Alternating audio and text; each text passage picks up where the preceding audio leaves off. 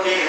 এইটা হযরত রাসূলুল্লাহ সাল্লাল্লাহু আলাইহি ওয়াসাল্লাম 3 বছরের ভিতরে খুব কষ্টের ভিতরে কাটাইয়াছেন। এবার এই 3 বছর কষ্টে কাটানোর পর আল্লাহ তাআলা উনাকে হিজরত করতে বললেন। বলেন সুবহানাল্লাহ। অনেক লম্বা কথাগুলো। আর আমার ভালো নবীজি প্রথম 2 বছর কুফরে দাওয়াত দিলেন। কুফরে দাওয়াত দিলেন 3 বছর, প্রকাশ্য দাওয়াত দিলেন 2 বছর, আবার 5 বছর জুলুম নির্যাতনের ভিতরে দাওয়াত দিলেন। এরপরে 3 বছর কষ্টের মধ্যে দাওয়াত দিলেন। এই 13 বছর জিন্দেগি নবীর মক্কার জীবনে। বলেন সুবহানাল্লাহ।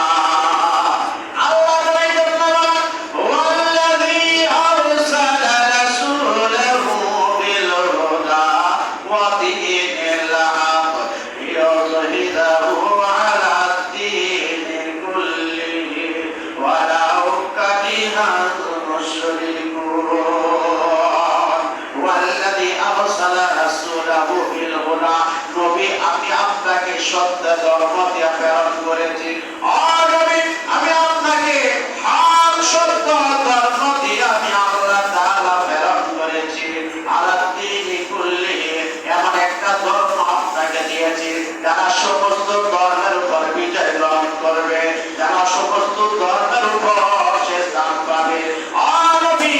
এই ধর্মটা হলো সত্য এবং সমস্ত ধর্মের উপর থাকবে ইসলাম ধর্ম।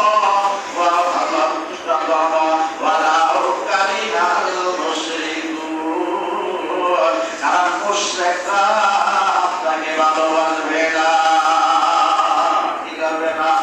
মুশরিকরা ভালোবাসবে না, মুশরিকরা আপনাকে ভালোবাসবে না। এই কথাটাও ভালোবাসবে না, কারণ সবার উপরে এটা তাকিদে কেউ যাবে না। ওটা ভালো করে বুঝেন। এখানে আমাদের অনেক শিক্ষণীয় আছে। হয় আল্লাহ বলছে সবচেয়ে সত্য ধর্ম কোনটা? জোরে বলো সত্য ধর্ম কোনটা? আবার জোরে বলো সত্য ধর্ম কোনটা? সবচেয়ে হক সত্য ধর্ম যদি ইসলাম হয়, তাহলে ইসলাম ধর্মের মানুষ অন্য ধর্মে যায় আপনার যদি ইসলাম ধর্ম মুসলমান মুসলিম দাবি করে যদি অন্য ধর্মের সেখানে যাই, যদি আমরা সেখানে যাই আর সেটার উপর আমরা আমাদের ধর্মের উপর ওইটা ছেড়ে দিই, অর্থাৎ আমাদের ধর্মের চেয়ে যদি ওই ধর্মটাকে প্রাধান্য দিই, তাহলে কি আমি কি আসলে মুসলমান না আল্লাহ দ্রোহী? আল্লাহ দ্রোহী হয়ে গেল। কি গেলাম? আল্লাহ বলছে সব ধর্মের উপরে আমি আল্লাহ তোমার ধর্মটা দিলাম। ইন্নাদ দীনা ইনদাল্লাহিল ইসলাম, এটা মনোনীত ধর্ম, এটা আমি আল্লাহ তাআলা তোমাকে দিয়েছি। এই জন্যই কোন মুসলিম অন্য জাতির উৎসবে যাওয়া যায় না।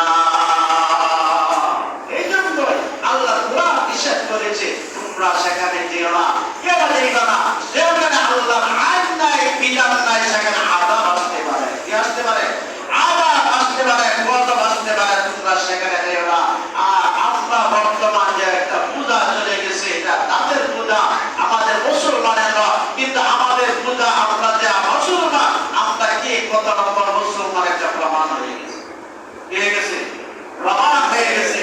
আপনারা চিন্তা ভাবনা করে দেখবেন কথাটা সত্য কিনা। আল্লাহ বলেন ওয়াহিদ ক্বালা লুকমান বিনিহি ওয়া হুয়া ইয়াইযুহু ইয়া বুনাইয়া লা তুশরিক বিল্লাহ ইন্নাশ শিরকা লাযুলমুন আযীম। হে আমার সন্তানেরা শোনো, আমি তোমাদেরকে পরামর্শ দিয়েছি, নসিহত করে যাই। কারণ সবচেয়ে জঘন্য অপরাধ হলো আল্লাহর সাথে শিরক করা।